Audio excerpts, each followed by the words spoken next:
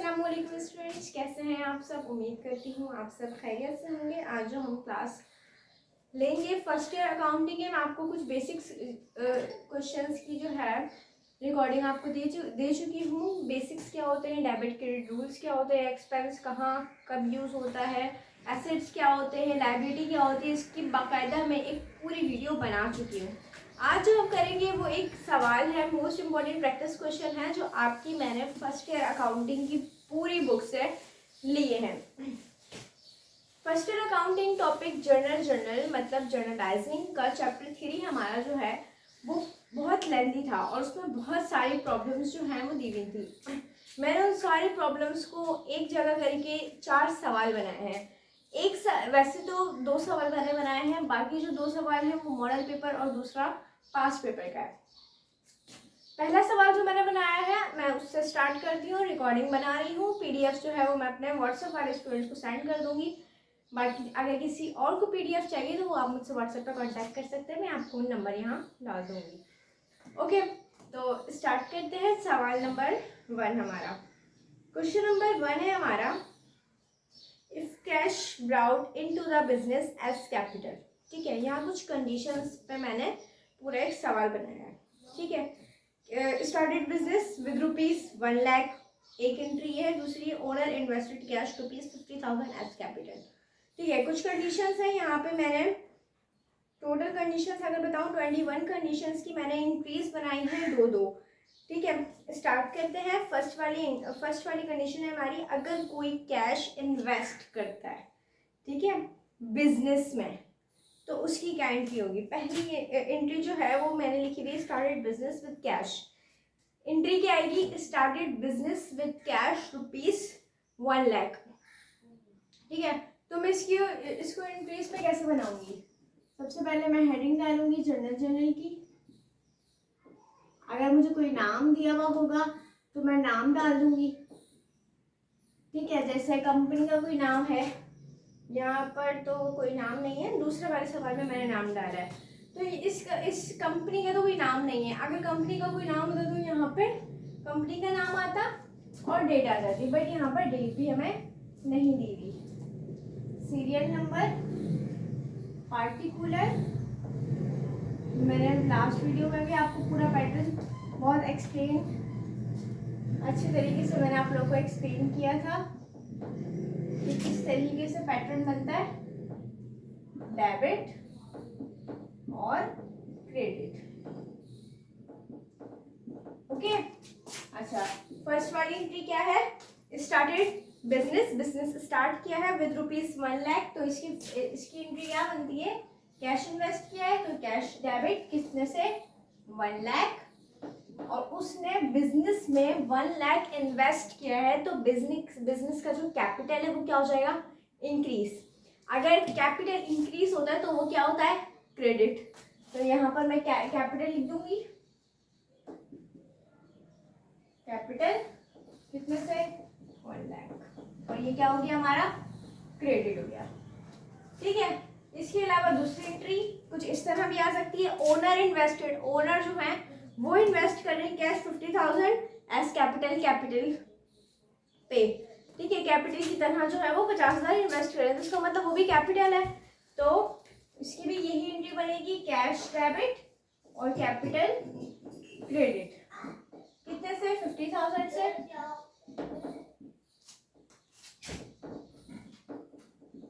Okay, तीसरी entry देखें, दूसरी कंडीशन की पहली एंट्री है, और वैसे अगर हम सीक्वेंस वाइज बोले तो तीसरी एंट्री बन रही है। क्या है, if cash and other assets brought into the business as capital. First वाली एंट्री में हमने सिर्फ और सिर्फ कैश इन्वेस्ट किया, ओनर ने कैश इन्वेस्ट किया और कैपिटल बन गया। दूसरी वाली कंडीशन में कोई एसेट्स जो है वो ओनर इन्वेस्ट कर रहे हैं, एसेट्स मींस फर्नीचर, इक्विपमेंट वगैरह ओनर लेकर आ रहे हैं, तो वो भी कैपिटल ही है। ठीक है, ओनर इन्वेस्ट कैश, ओनर ने इन्वेस्ट किया है कैश, ठीक है, ₹40,000 कैश डेबिट 40,000 से, एंड फर्नीचर, और क्या इन्वेस्ट किया है? फर्नीचर, तो फर्नीचर डेबिट,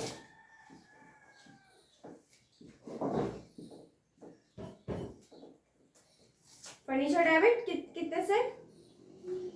30,000 से। ओनर ने इन्वेस्ट किया है कैश, और कैश के साथ साथ उन्होंने फर्नीचर भी इन्वेस्ट किया है। कैश कितना है? 40,000 और फर्नीचर 30,000। टोटल करें वो कैपिटल बन जाएगा, कैपिटल क्रेडिट। कैश और फर्नीचर दोनों चीजें इन्वेस्ट किए, दोनों को प्लस करेंगे, 70,000 कैपिटल। 4 एंट्री देख लेते हैं। कंडीशन नंबर 2 की सेकंड एंट्री है ये। स्टार्टेड बिजनेस विद बैंक, उसने बिजनेस स्टार्ट किया है with bank ₹60,000 and building ₹20,000। Bank मतलब चेक दिया है, ठीक है। चेक कितना दिया है? 60,000 का, एंड बिल्डिंग 2 लाख की। तो बैंक डेबिट, अच्छा बैंक डेबिट क्यों? एसेट्स है, डेबिट हुआ क्यों? हमारे बिजनेस में तो आ गया ना, बड़ा है बिजनेस में तो डेबिट, और कम होता तो क्रेडिट होता, लेकिन बिजनेस में बड़ा है तो बैंक डेबिट, और building debit, capital credit. Bank कितने से? 60,000 और बिल्डिंग 2 लाख।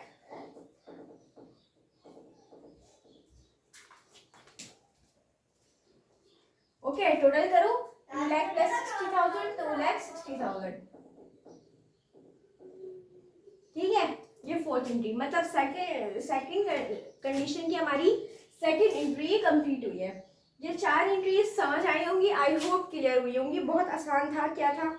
सबसे पहले फर्स्ट कंडीशन में क्या था कि ओनर ने कैश इन्वेस्ट किया था, cash debit, capital credit. Cash बढ़ा, डेबिट हुआ, कैपिटल भी बढ़ा। बिजनेस में कैश आया तो कैपिटल बढ़ गया, उसका सरमाया बढ़ गया, तो कैश डेबिट और कैपिटल क्रेडिट। इसी तरह सेकंड एंट्री में भी ओनर ने ही इन्वेस्ट किया, लेकिन वर्डिंग्स चेंज है। क्या है? स्टार्टेड बिजनेस विद कैश, ठीक है। तो स्टार्ट किया business, cash debit, capital credit. Second वाली कंडीशन में उसने कैश के साथ साथ कुछ एसेट्स भी इन्वेस्ट किए, तो फर्नीचर आ गया, और यहाँ पर क्या आ गई? बिल्डिंग इन्वेस्ट हो गई, ठीक है। आई होप क्लियर हुआ होगा।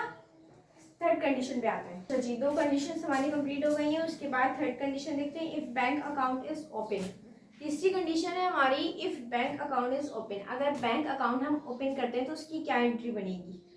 Open bank account and deposit ₹50,000, कुछ इस तरह की ट्रांजेक्शन लिखी हुई आएगी।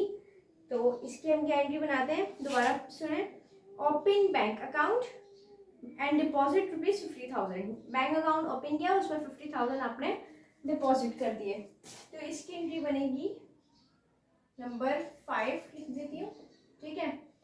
बैंक अकाउंट ओपन किया है, बैंक में कितने डाले? 50,000, बैंक बढ़ गया है 50,000 से, डेबिट, और जो आपके हाथ में पैसे थे वो क्या हो गए?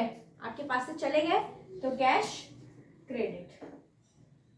लेकिन कहाँ गए? बैंक में गए, तो बैंक क्या कर दिया मैंने? डेबिट। कुछ इस तरीके से इसकी एंट्री बनेगी, ओके। बैंक अकाउंट अगर आप ओपन कर रहे हैं विद डिपॉजिट 50,000, 20,000, 70,000 एक्सेट्रा, कितने भी पैसों से आप बैंक अकाउंट ओपन कर रहे हो, तो बैंक डेबिट और कैश क्रेडिट। इसके अलावा नीचे वाली एंट्री देखो, अब सिर्फ लिखा हुआ है डिपॉजिटेड ₹1 लाख इन बैंक। आपने 1 लाख बैंक में डिपॉजिट करवाए, तो क्या लिखोगी? इसकी एंट्री क्या होगी? इसकी एंट्री भी ये होगी, बैंक डेबिट और कैश क्रेडिट। वो कैसे? क्या बोल रहे हैं? दोबारा सुने, डिपॉजिटेड ₹1 लाख इन बैंक। 1 लाख रुपए मैंने बैंक में जमा करवाए, तो बैंक में जमा करवाए तो बैंक तो हो गया डेबिट 1 लाख से, और कैश क्रेडिट क्योंकि मेरे पास से चले गए, तो कैश क्रेडिट, ओके। अब 7 एंट्री देखें। 7 एंट्री में क्या है? फोर्थ कंडीशन है और एंट्री नंबर 7 है। फोर्थ कंडीशन सुनो पहले। फोर्थ कंडीशन में बोले, if goods purchase on credit for the purpose of resale. अगर आपने गुड्स परचेज किए हैं for the purpose of resale, ठीक है, मतलब बेचने के लिए आपने गुड्स परचेज किए हैं, तो उसकी ट्रांजेक्शन कुछ इस तरह आएगी, परचेज गुड्स ऑन क्रेडिट, ठीक है, आपने परचेज गुड्स की हैं but credit from Ali and को विद ₹15,000, ठीक है। तो मैंने गुड्स परचेज किया ऑन क्रेडिट मतलब मैंने उधार पर परचेज की हैं।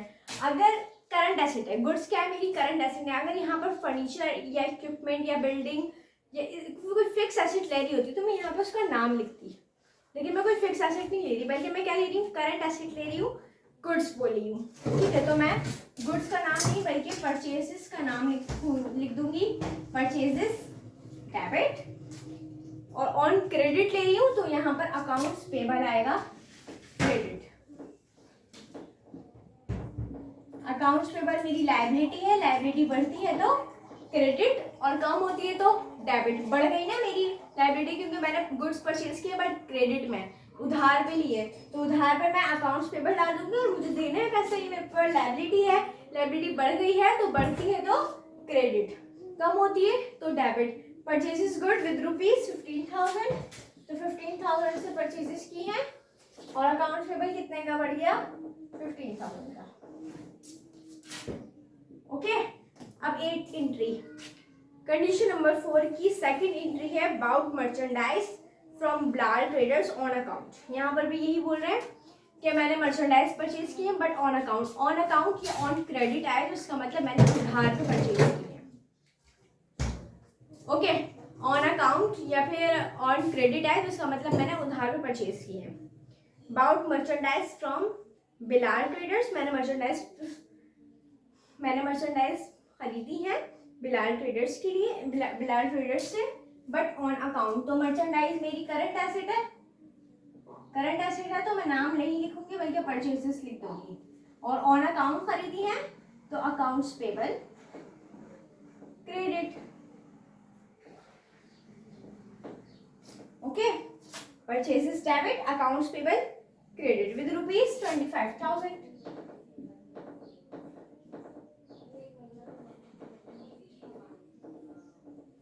ओके। अब 9th एंट्री, कंडीशन नंबर 5 की फर्स्ट एंट्री है, if sales of goods on credit, अगर मैं अपनी कोई चीज सेल कर रही हूँ ऑन क्रेडिट पे, मतलब उधार पे, दुकान है मेरी और मुझसे कोई चीज लेने आया है बट मैं उसको उधार पे दे रही हूँ, कल दे देना पैसे, कोई मसला नहीं है, तो उसकी एंट्री, उसकी ट्रांजेक्शन कुछ इस तरह होगी, सोल्ड गुड्स फॉर कैश, ठीक है। अगर मैंने उधार पे खरीदी है, उधार पे बेची है तो सोल्ड गुड्स फॉर क्रेडिट होता, लेकिन यहाँ पे मैंने कैश पे बेची है तो 7th सॉरी मैं 5 पे थी। If sales of goods on credit, मैंने उधार पे बेची है, इसकी ट्रांजेक्शन क्या बनेगी, sold goods on credit to customer A ₹12,000, sold goods on credit, तो अकाउंट रिसीवेबल डेबिट होगा यहाँ पर,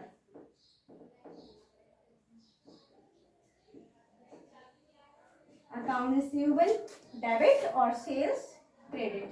मैंने अपनी चीज सेल करी है लेकिन उधार पे, तो मुझे उससे पैसे लेने हैं, जब पैसे लेने हैं तो अकाउंट रिसीवेबल डेबिट हो जाएगा, और जब मुझे खत्म हो जाएगा उसका उधार तो अकाउंट रिसीवेबल में क्या कर दूंगी, क्रेडिट कर दूंगी, और कैश जो है वो डेबिट कर दूंगी।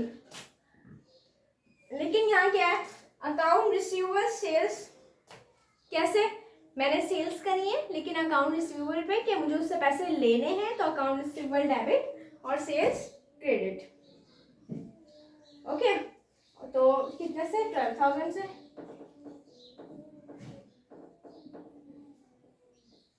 ठीक है ना। कंडीशन नंबर 5 की फर्स्ट एंट्री है ये, क्या है, if sales goods on credit, अगर आपने जो सेल्स की हैं वो क्रेडिट पे की हैं, उधार पे आपने अपनी चीज बेची है, तो अकाउंट रिसीवेबल डेबिट और sales credit with ₹12,000, okay. Copy करें फिर नेक्स्ट पे चलते हैं। अच्छा जी, अब कंडीशन नंबर 5 की सेकंड एंट्री बताती हूँ, सोल्ड मर्चेंडाइज टू कस्टमर, मैंने सोल्ड मर्चेंडाइज सेल की है कस्टमर को ऑन अकाउंट, यहाँ पर भी ऑन अकाउंट मतलब उधार पर मैंने जो है मर्चेंडाइज सेल की है, तो इसकी एंट्री भी यही बनेगी, एंट्री नंबर 10, ओके। तो क्या एंट्री बनेगी, account receivable debit, account receivable credit कितने से 8,000।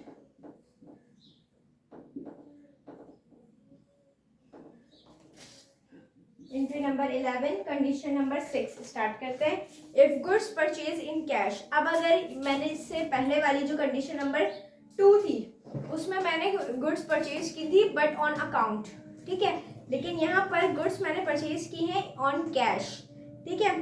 तो इसकी ट्रांजेक्शन क्या है, purchase goods for cash, purchase किए मैंने गुड्स और फॉर कैश, तो परचेजेस डेबिट।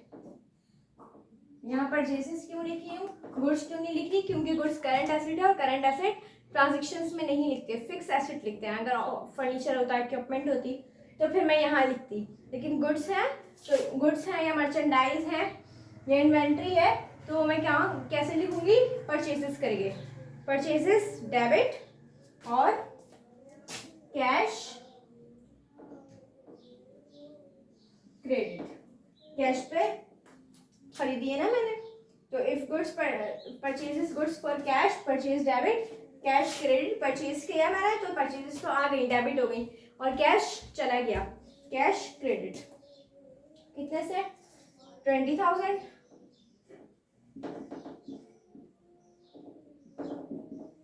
ओके, अब एंट्री नंबर 12 कंडीशन नंबर 6 की सेकेंड एंट्री है अबाउट इन्वेंट्री बाय चेक। मैंने इन्वेंट्री परचेज की है, सॉरी हाँ, इन्वेंट्री मैंने परचेज की है बाय चेक, तो परचेजेस डेबिट और बैंक क्रेडिट हो जाएगा यहाँ पर, ठीक है। बाय चेक है ना, चेक पे मैंने खरीदी है तो बैंक क्रेडिट। कितने से 10,000।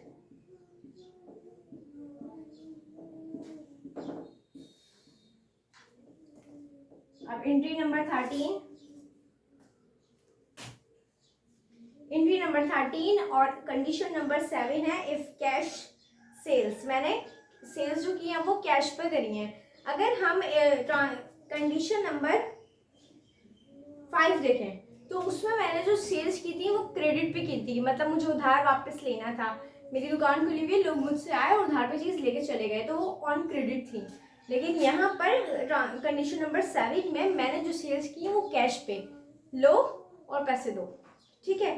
तो इसकी ट्रांजेक्शन कुछ इस तरह है, सोल्ड गुड्स फॉर कैश। आपने जो है वो सोल्ड करी है अपनी गुड्स फॉर कैश, कैश पे, तो इसकी एंट्री बनेगी कैश डेबिट। कैश आ गया ना मेरे पास, मैंने चीज़ बेची तो कैश आ गया, और सेल्स क्रेडिट, चीज़ मेरी बिक गई, सेल्स क्रेडिट। कितने से 18,000।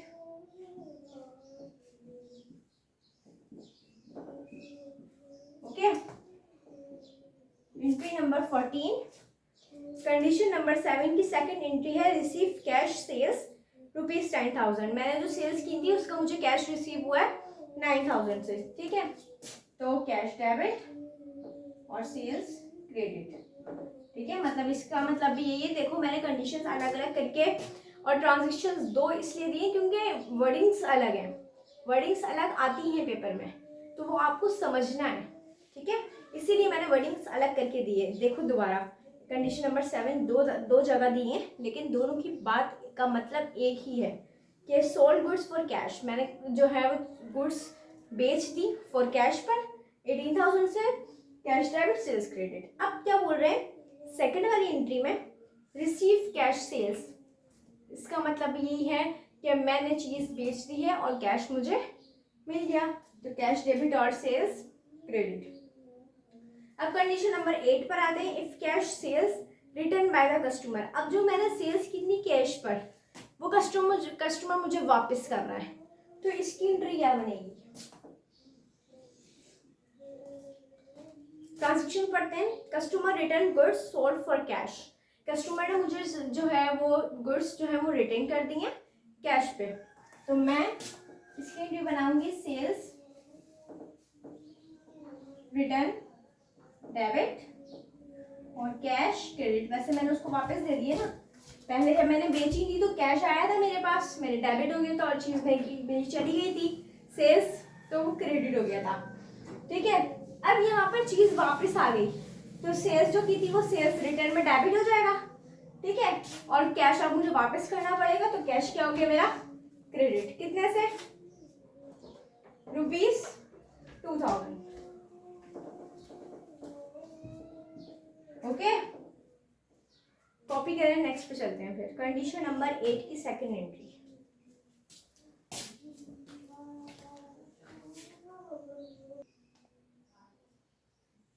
चलिए, एंट्री नंबर 16 होगी हमारी, और कंडीशन नंबर 8 की सेकंड एंट्री करेंगे हम।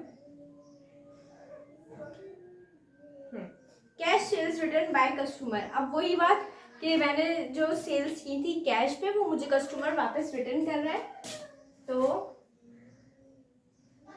Entry number 16, sales return,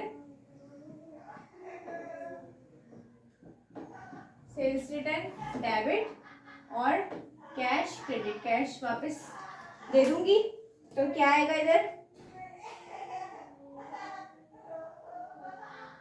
1500, 1500।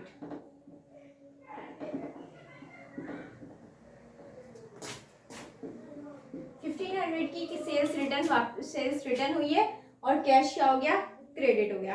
अब condition number 9, entry number first, if cash purchase return to the customer.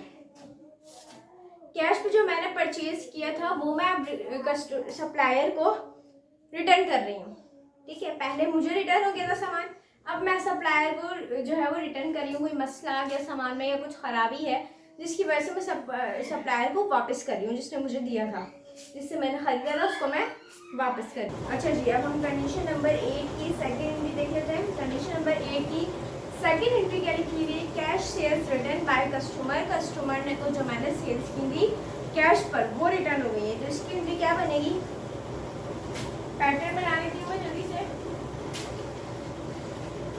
Serial number, particular,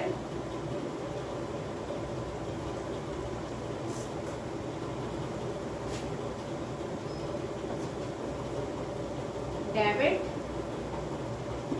and credit. Okay, तो कंडीशन नंबर 8 की सेकंड एंट्री हम देख लेते हैं। कैश सेल्स रिटर्न, मैंने जो सेल्स की थी कैश पे वो रिटर्न हो गई है, कस्टमर ने रिटर्न कर दी ₹1500 से। तो ये एंट्री नंबर 17 है हमारी, सेल्स रिटर्न डेबिट, जो सेल्स की थी वापस आ गई, तो सेल्स रिटर्न डेबिट और मुझे पैसे उसको वापस करने होंगे, तो कैश क्रेडिट, कितने से ₹1500। ओके, उसके बाद एंट्री नंबर 18, कंडीशन नंबर 9 की फर्स्ट एंट्री है, if cash purchase return to the supplier. अब मैंने कोई चीज कैश पे परचेज की थी, अब मैं उसको वापस कर रही हूँ, रिटर्न कर रही हूँ, ठीक है। तो इसकी एंट्री क्या बनेगी, पहले ट्रांजेक्शन देख लेते हैं क्या लिखी हुई है। Return goods to supplier purchase for cash ₹3000। मैंने जो गुड्स है वो रिटर्न कर दिए, जो मैंने कैश पे खरीदी थी ₹3000 की, ठीक है, वो मैंने उनको रिटर्न कर दी सप्लायर को। इसकी एंट्री क्या बनेगी, रिटर्न गुड्स है, रिटर्न गुड्स टू सप्लायर, मैंने गुड्स जो है वो सप्लायर को वापस कर दी, तो मुझे कैश मिला है, तो कैश डेबिट और परचेज रिटर्न क्रेडिट, ₹3000। ओके, उसके बाद एंट्री नंबर 19, कंडीशन नंबर 9 की second entry, cash purchase return to vendors ₹4000।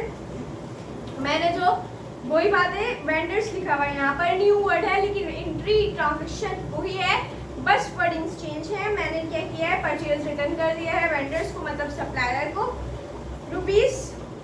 ₹4000 से। तो इधर भी कैश मेरे पास वापस आ जाएगा, सप्लायर मुझे पैसे वापस कर देगा और चीज ले लेगा, ठीक है। तो कैश डेबिट और परचेज रिटर्न क्रेडिट,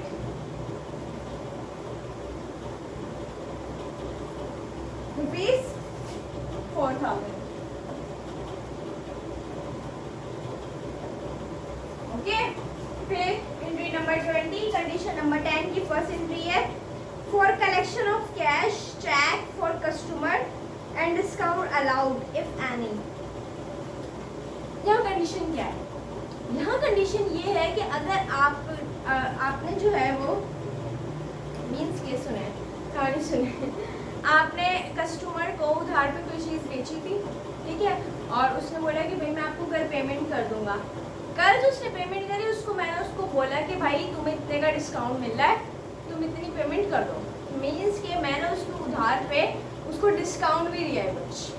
मीन्स के अगर 10,000 उसने मुझे देने थे, मैंने उसको बोला 500 रहने दो, तुम मुझे 9,500 दे दो।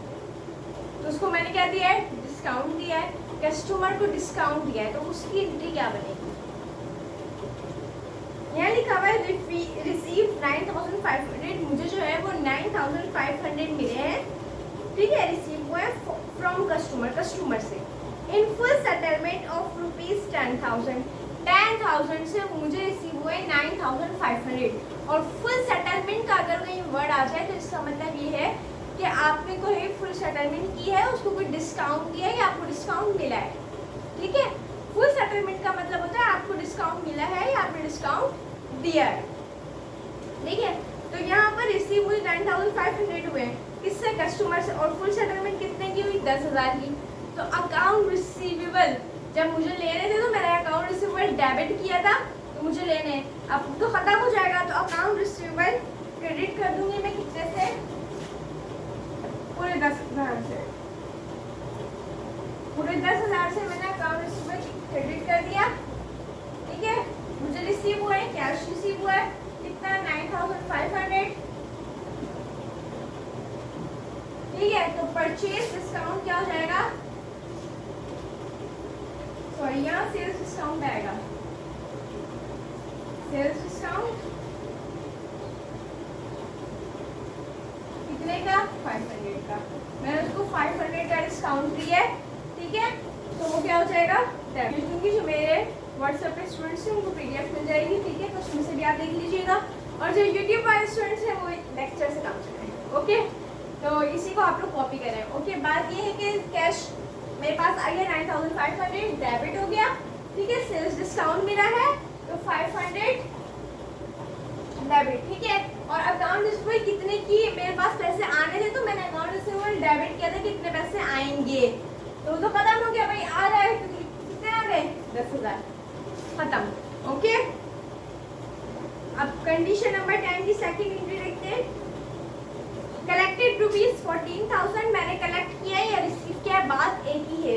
क्या 14,000 रिसीव हुए हैं बाय चेक से, ठीक है, फ्रॉम डेबिटर्स बोलो या आप सप्लायर्स बोलो, सॉरी डेबिटर्स बोलो या कस्टमर बोलो, बात एक ही है। And allowed discount ₹1,000।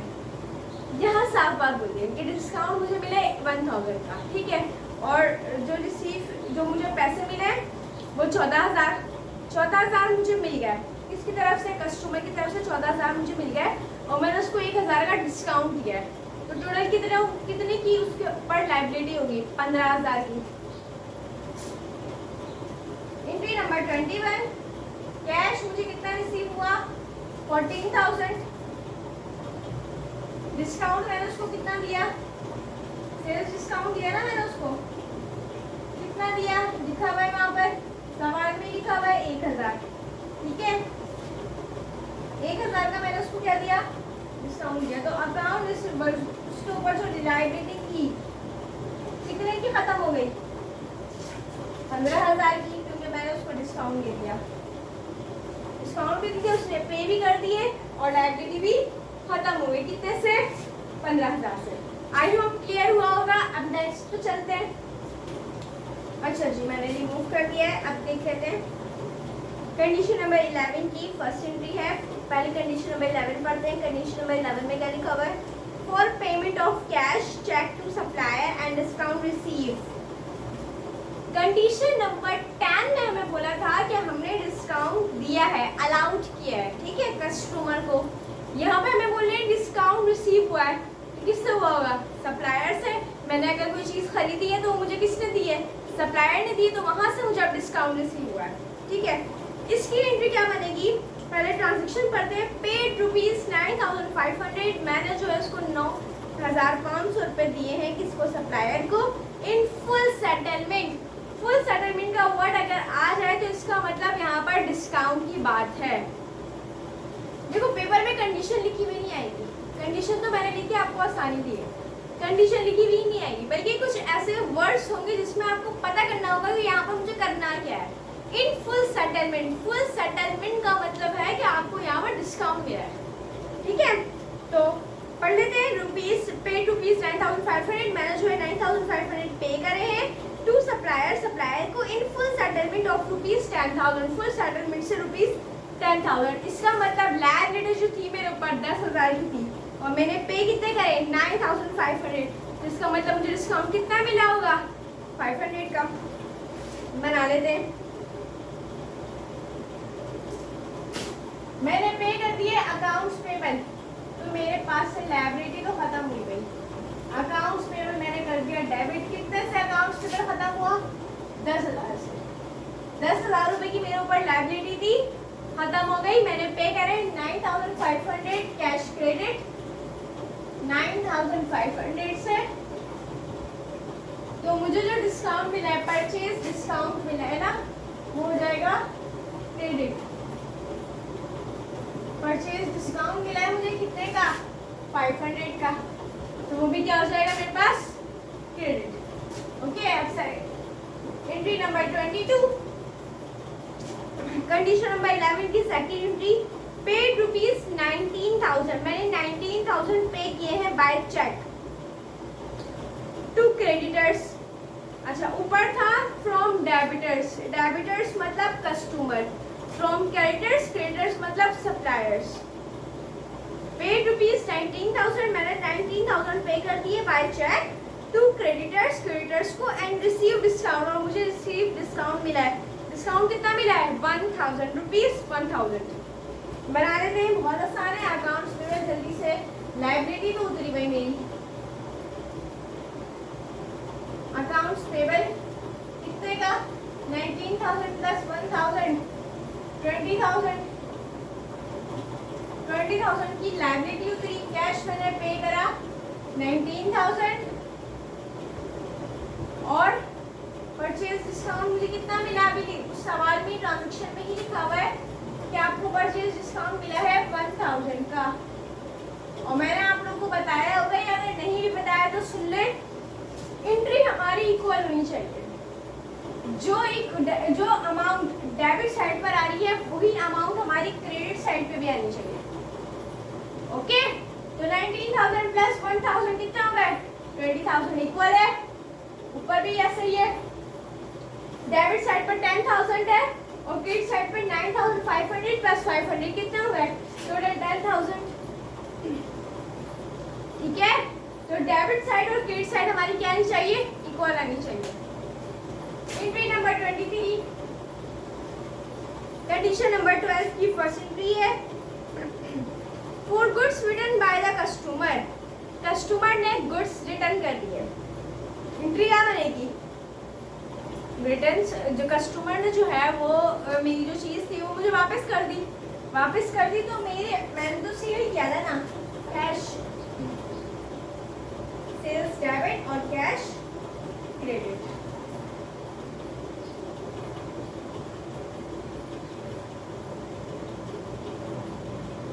Cash credit कितने से 5,000।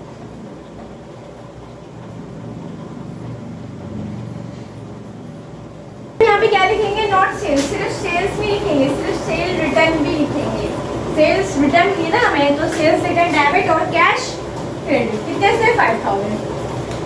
कंडीशन नंबर 12 की सेकंड एंट्री देखते हैं। कंडीशन नंबर 12 की सेकंड एंट्री में लिखा हुआ है customer return merchandise sold on credit. अब यहाँ बात आ रही है कि जो कस्टमर ने क्रेडिट पे ली थी, उधार पे ली थी, वो चीज़ मुझे वापस कर रहा है। तो यहाँ पर क्या होगा, कस्टमर ने देखें दोबारा सुने, customer return merchandise sold on credit, पैसे तो अभी कैश पे दिए थे तो कैश वापस आ गया था। यहाँ पर क्या होगा,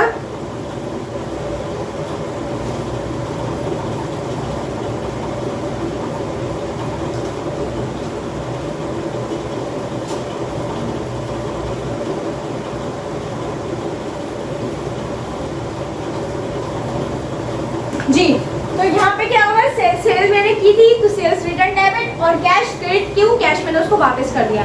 अब यहाँ पर क्या होगा, सेल्स रिटर्न तो डेबिट होगा ही, लेकिन जब उसने क्रेडिट पे खरीदी थी तो मैंने अकाउंट रिसीवेबल डेबिट किया था और सेल्स क्रेडिट किया था। अब जब उसने उधार पे जो मैंने उसको चीज़ बेची थी वो मुझे वापस कर रहा है, तो सेल्स रिटर्न डेबिट और अकाउंट रिसीवेबल जो मुझे उससे पैसे लेने थे अब तो नहीं लेने, तो अकाउंट रिसीवेबल का अकाउंट में क्या कर दूंगी, क्रेडिट खत्म हो गया, जो मुझे उससे पैसे लेने थे वो खत्म हो गए, अब नहीं लेने, तो ₹3000।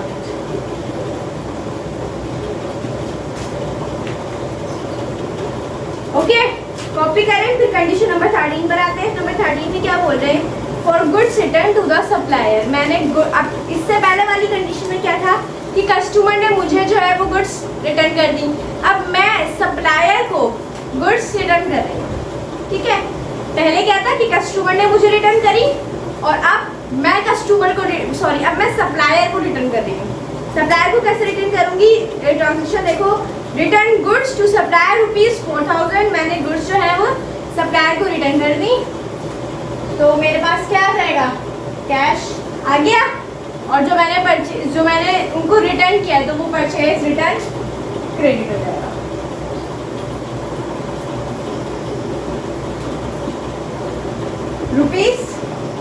₹4000।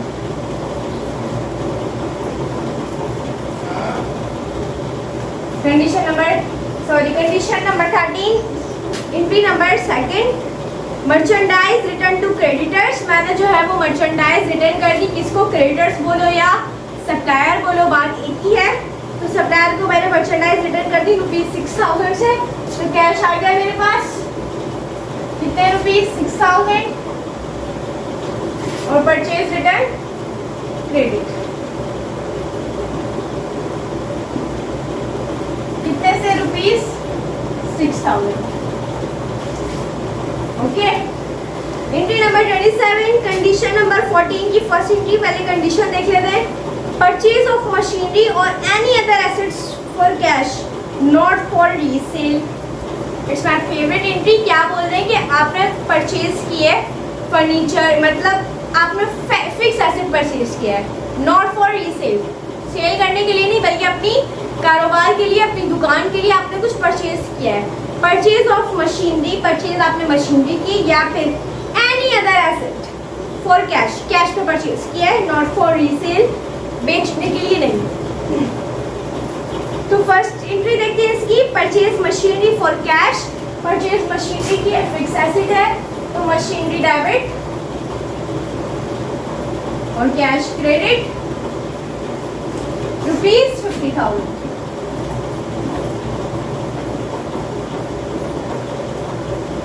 ओके, फिर एंट्री नंबर 28, कंडीशन नंबर 14 की सेकेंड एंट्री, अबाउट इक्विपमेंट। मैंने इक्विपमेंट खरीदी है बाय चेक, तो equipment debit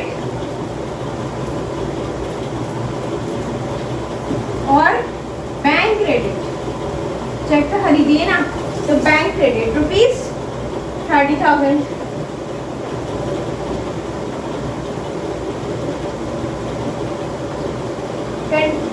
entry number 29, condition number 15 की फर्स्ट एंट्री, पहले कंडीशन नंबर 15 देखते हैं।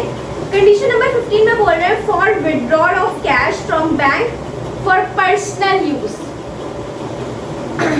कंडीशन देखें, आप अपने बैंक से, बिजनेस के बैंक से अपने बच्चों की फीस पे करना, ठीक है, बच्चों की फीस पे करना या घर का रेंट देना या घर का जो है वो सामान वगैरह कुछ भी लेकर आना, लेकिन बिजनेस के अकाउंट से आप कुछ भी घर में यूज़ कर रहे हो तो वो आपका पर्सनल यूज़ होगा, ठीक है।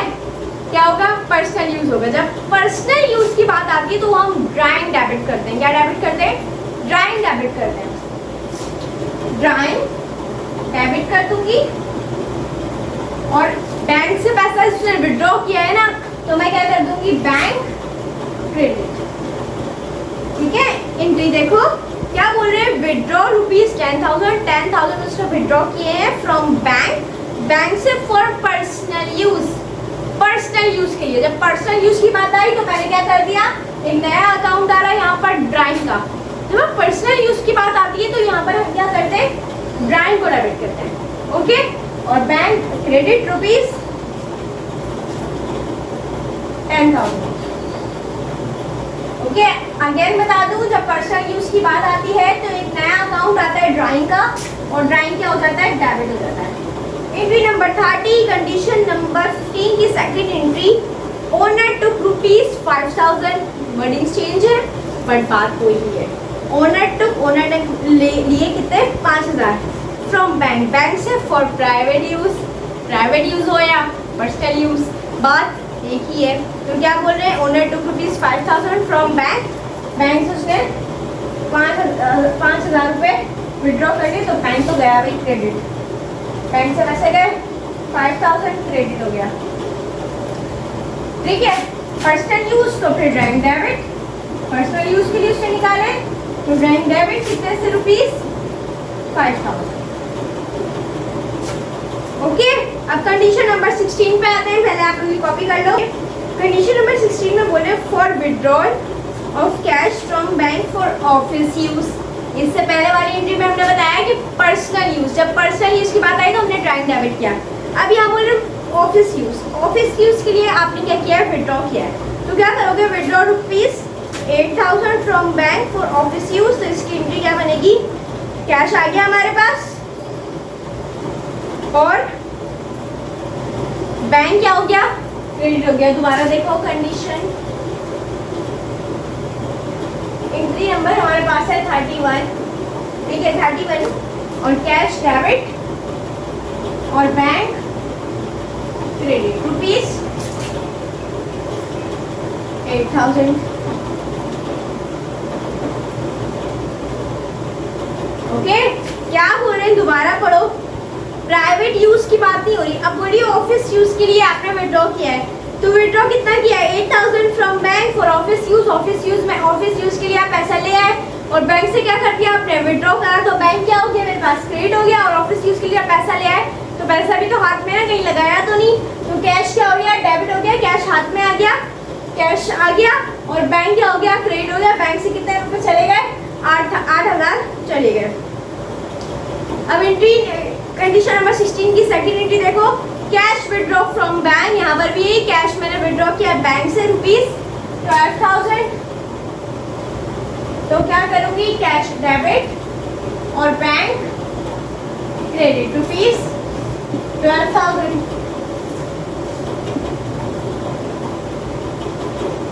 ओके। अब कंडीशन नंबर 17 की फर्स्ट एंट्री पे आते हैं, पहले कंडीशन समझ लेते हैं।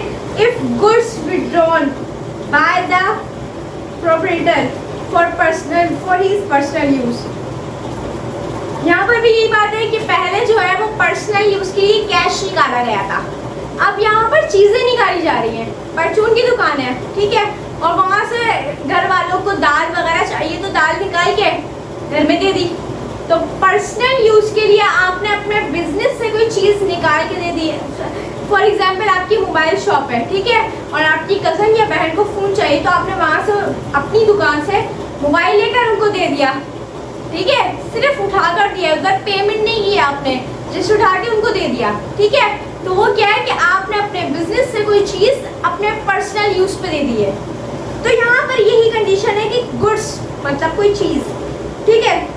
एंट्री देखते हैं, ओनर विड्रॉ, ओनर ने विड्रॉ की गुड्स, कुछ चीजें फॉर पर्सनल यूज, अपने पर्सनल यूज के लिए। तो यहाँ पर क्या होगा, यहाँ पर भी हम नॉट गुड्स वगैरह लगाएंगे, यहाँ पर भी हम ड्राइंग ही लगाएंगे, ड्राइंग डेबिट कर देंगे, ठीक है। और निकाला क्या है, गुड्स, तो गुड्स को हम क्या लिखते हैं, परचेजेस लिखते हैं। परचेजेस क्या हो गई, क्रेडिट हो गई, कितने से, rupees 3,000,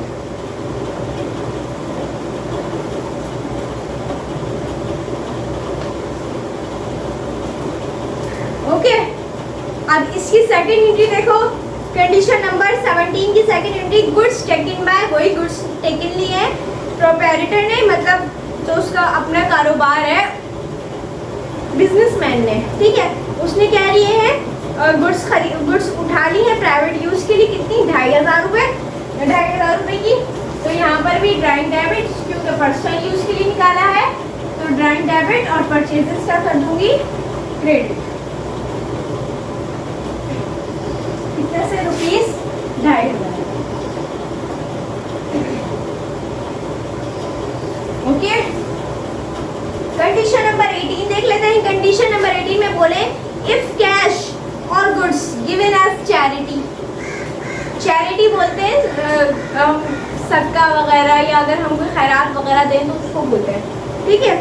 donated cash to charity, क्या मैंने क्या किया है, अब इसकी जो कंडीशन है वो बोल रहे हैं कि आपने चैरिटी के लिए कुछ पैसे दिए हैं, या तो पैसे दे दो या कोई चीज़ें दे दो, ठीक है। तो डोनेटेड कैश टू चैरिटी ₹2,000। तो यहाँ पर मैं क्या करूँगी, चैरिटी एक्सपेंस क्या कर दूँगी डेबिट, इसकी एंट्री बनेगी चैरिटी एक्सपेंस डेबिट, और कैश मैंने दिया है डोनेटेड कैश, तो कैश क्या हो जाएगा क्रेडिट ₹2,000।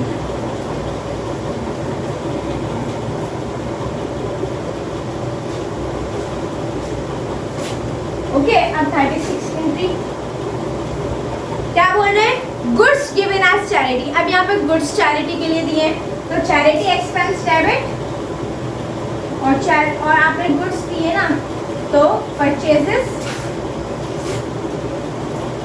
क्रेडिट कर दूंगी, ठीक है ना, क्योंकि गुड्स का नाम तो नहीं आता। अगर मैं मशीनरी वगैरह इक्विपमेंट वगैरह देती तो यहाँ नाम लिखती, यहाँ मैंने गुड्स दिए तो परचेजेस आता है, और रुपीस कितने से 1500 1500।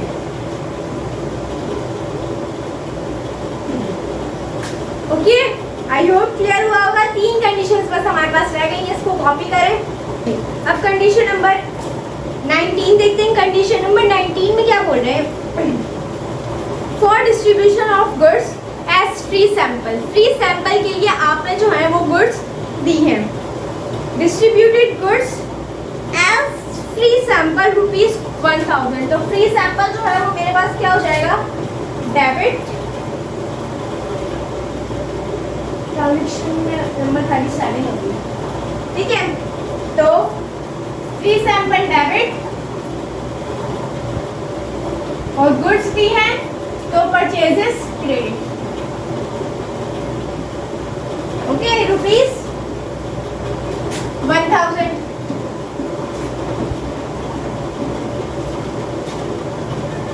Entry number 38, goods given to customer, customer को आपने कुछ गुड्स दी हैं एज एडवर्टाइजमेंट, एडवर्टाइजमेंट आ जाए या फ्री सैंपल का नाम आ जाए, बात तो एक ही है कि आपने जो है वो एडवर्टाइजमेंट के लिए कुछ चीज़ें दी हैं, सैंपल के लिए दी कि भाई ये चीज़ है, हमारी ये चीज़ लॉन्च हुई है, ये देख लें आप लोग, बाकी आ रहा है स्टॉक, ठीक है ना, कहते हैं ना। तो फ्री सैंपल के लिए भी एक चीज़ जाती है, एडवर्टाइजमेंट के लिए चीज़ जाती है ना।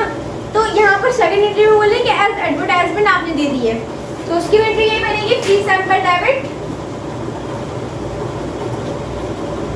ये एडवर्टाइजमेंट लिख लो, और purchase credit ₹800।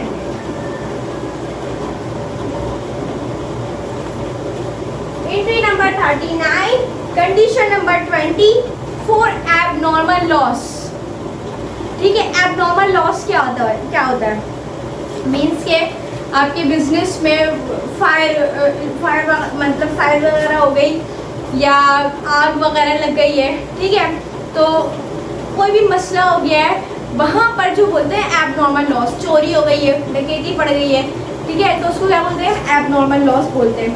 For abnormal loss of goods due to fire और स्टोलन, ठीक है, चोरी वगैरह।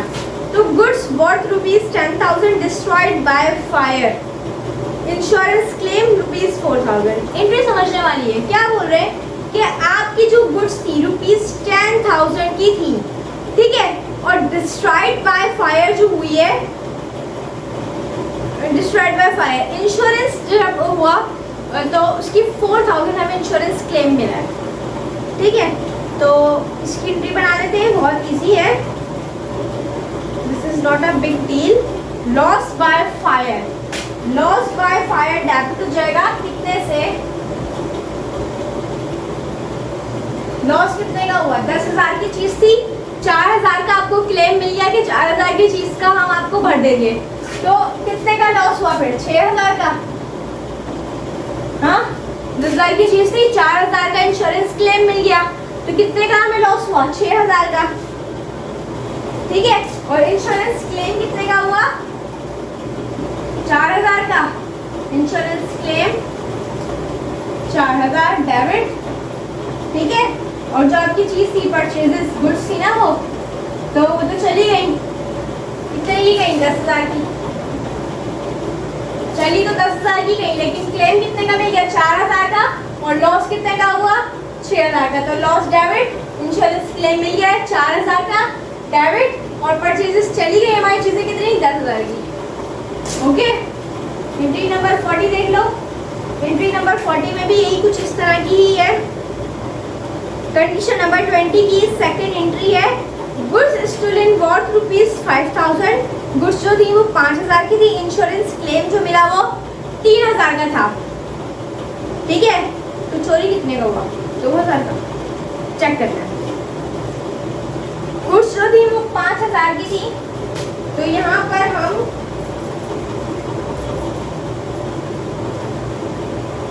लॉस लिखेंगे।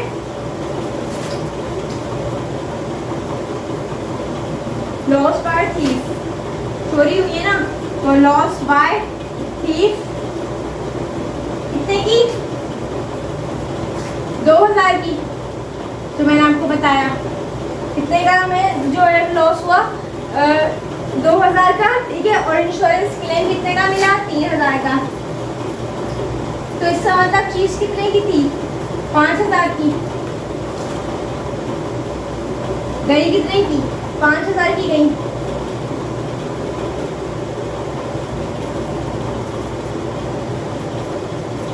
देखो जो सेकंड वाली एंट्री थी ना थोड़ी सी ट्रिकी थी। क्या, देखो दोबारा पढ़ के बताती हूँ। क्या बोल रहे हैं कि गुड्स स्टोलन ₹5000, गुड्स जो थी वो 5000 की थी, परचेजेस मैंने डाल दिया 5000 की चीज गई, ठीक है। लेकिन इंश्योरेंस क्लेम कितने का मिला 3000। तो इंश्योरेंस क्लेम कितने का मिला मुझे 3000।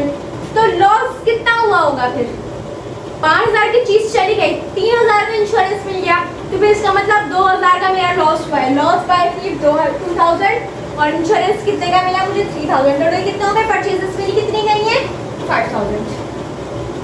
ओके, आई होप क्लियर हुआ होगा। लास्ट एंट्री है हमारी, क्या बोल रहे हैं for payment of expenses, expenses की पेमेंट हुई है, ठीक है।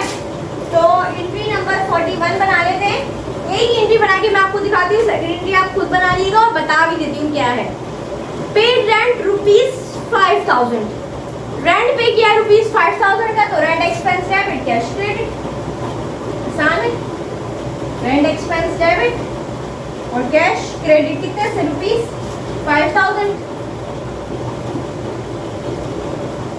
और सेकंड वाली में paid salaries by cheque, salaries pay किए तो सैलरी एक्सपेंस आ जाएगा यहाँ पर डेबिट, और चेक पे पेमेंट किए तो बैंक क्या हो जाएगा क्रेडिट, रुपीस कितने से 10,000 से हो जाएगा, ठीक है। ये एंट्री मैंने बनाई नहीं है, आप लोगों को बता दिए कि ये एंट्री ऐसे बनेगी, ठीक है।